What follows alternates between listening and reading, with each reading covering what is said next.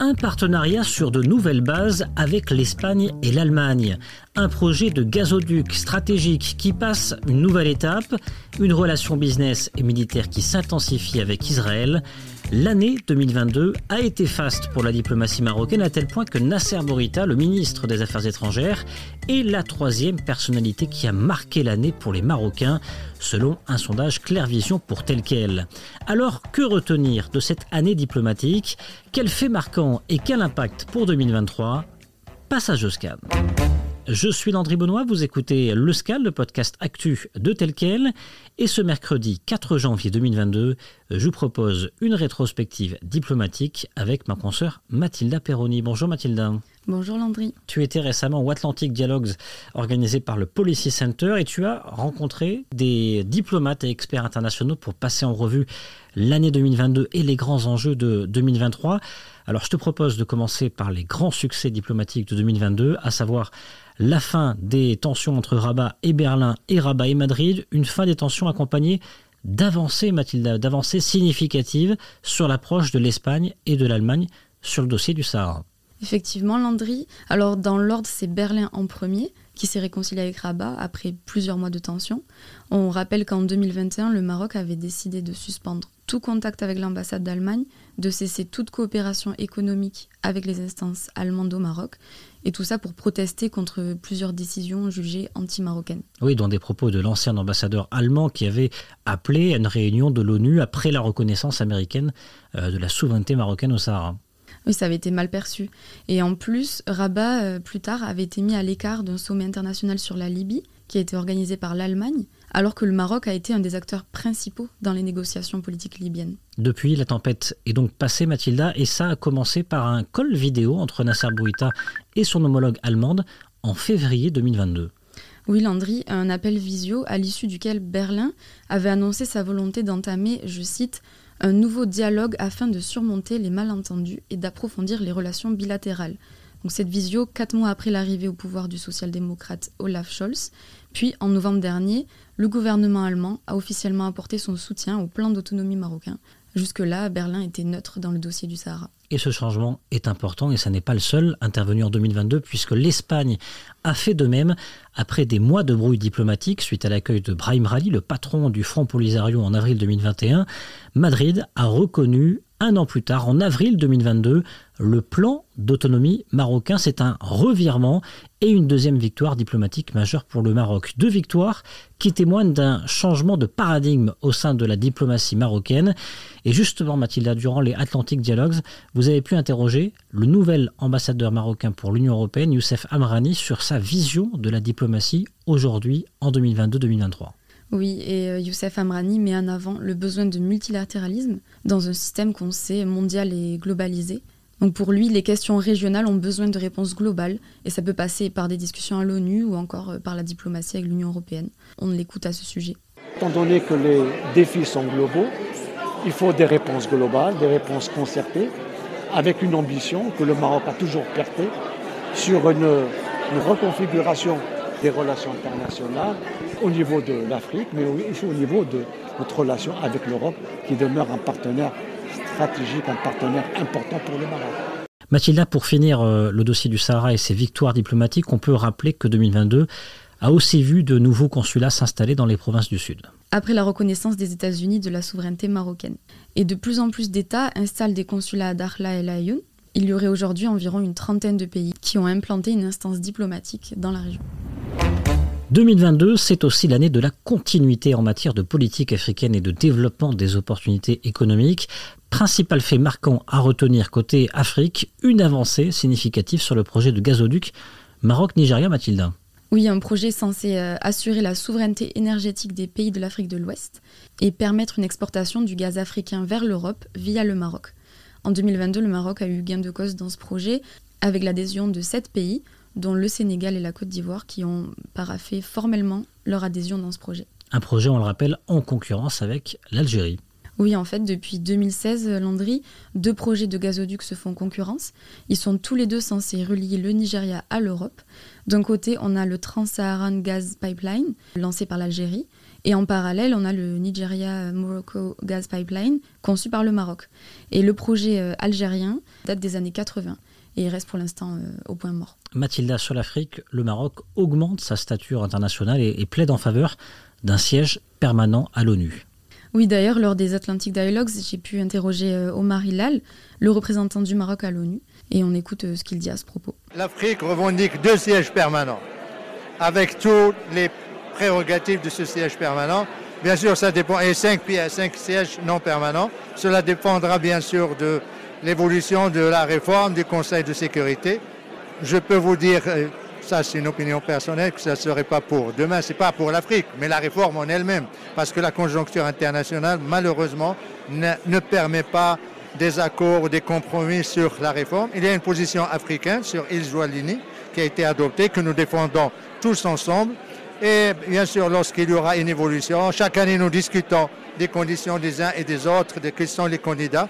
Pour le moment, l'Afrique, ses revendications ne changeront pas, ne baisseront pas, et nous continuerons toujours à demander à ce que justice soit rendue à l'Afrique parce qu'il a été pratiquement exclu du Conseil de sécurité depuis la création des Nations Unies.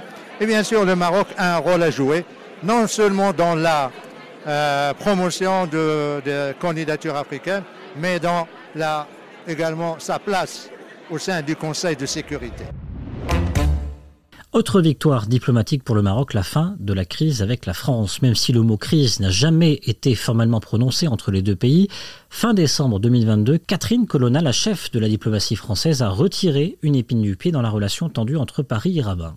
Des relations tendues depuis 2021 avec l'affaire Pegasus et la restriction des visas par Paris. Et bien, fin décembre 2022, Paris a annoncé la levée de ces restrictions de visas. Et par ailleurs, le nouvel ambassadeur français a été nommé Christophe Lecourtier.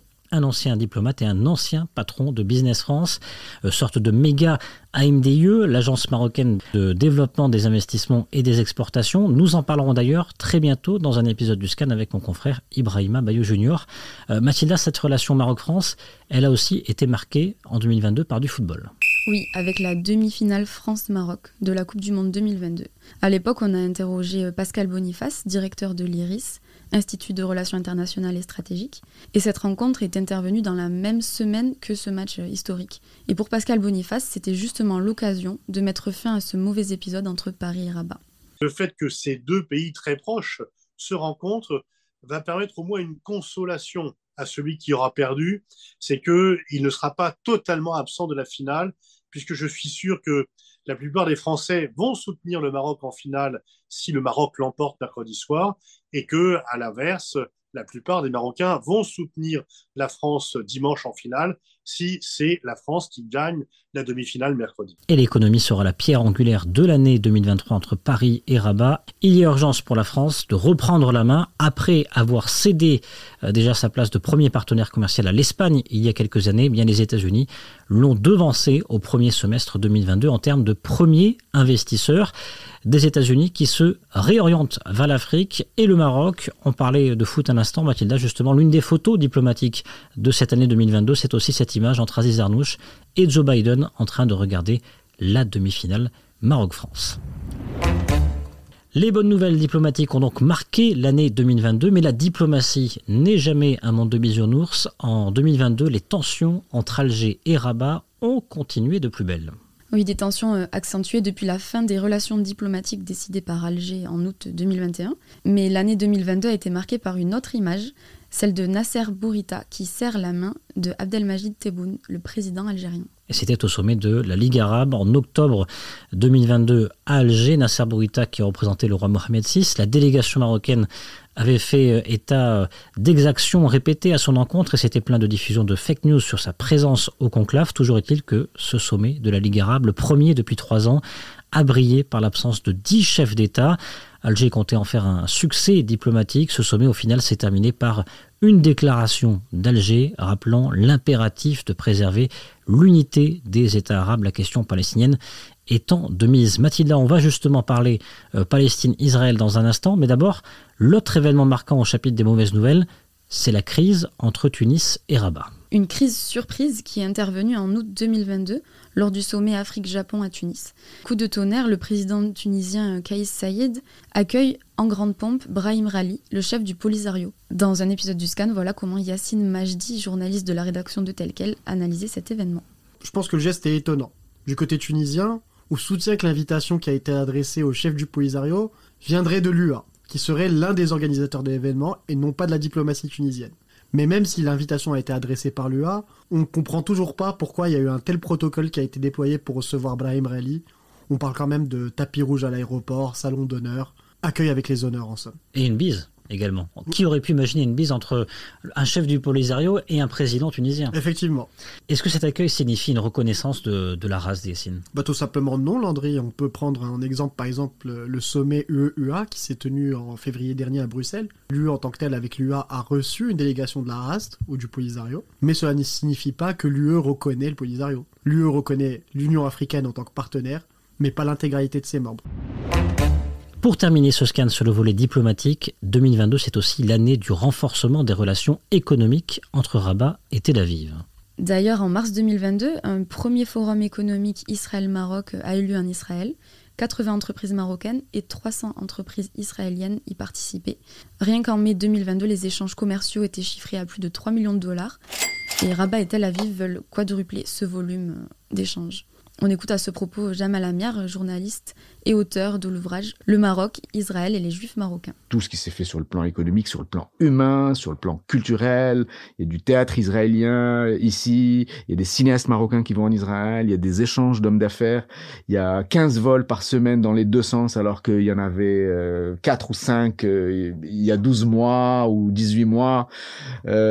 Les relations maroco-israéliennes sont entrées dans une phase de fort développement et chacun des deux pays est en train de devenir progressivement l'un des plus importants partenaires de l'autre. Et en parallèle, la cause palestinienne, qui reste un élément fort dans l'identité des pays arabes, n'est pas oubliée par le Maroc. Preuve en est, le 30 décembre 2022, le Maroc a voté en faveur d'une résolution de l'ONU pour demander à la Cour internationale de justice de se pencher sur l'occupation israélienne des territoires palestiniens. Mathilda, bilan des courses de cette année diplomatique 2022, c'est quasiment un sans faute. Oui, Rabat a obtenu ce qu'il souhaitait de 2 grands pays européens, en l'occurrence l'Espagne et l'Allemagne. La France, d'ailleurs, pourrait revoir sa formule de soutien au plan d'autonomie en 2023, en apportant un soutien encore plus ferme. Côté business, le Maroc intensifie ses partenariats avec Israël et les États-Unis et continue de s'imposer économiquement en Afrique. Et puis 2022 a aussi été l'année d'un soft power amélioré grâce au Lion de l'Atlas. Mais des tensions sont toujours présentes avec l'Algérie et désormais la Tunisie. Elles font un peu tâche. Et vous, quelle lecture faites-vous de 2022 côté diplomatie ? Qu'attendez-vous en 2023 ? Faites-le nous savoir en partageant cet épisode du Scan sur vos réseaux sociaux avec le hashtag tel quel et le hashtag de Scan. Le Scan, le podcast d'actualité, c'est fini pour aujourd'hui. Réalisation Adam Al-Arshawi. N'hésitez pas à vous abonner sur le site telquel.ma et à nous retrouver chaque jour du lundi au vendredi sur toutes les applications de plateformes de podcast et de streaming.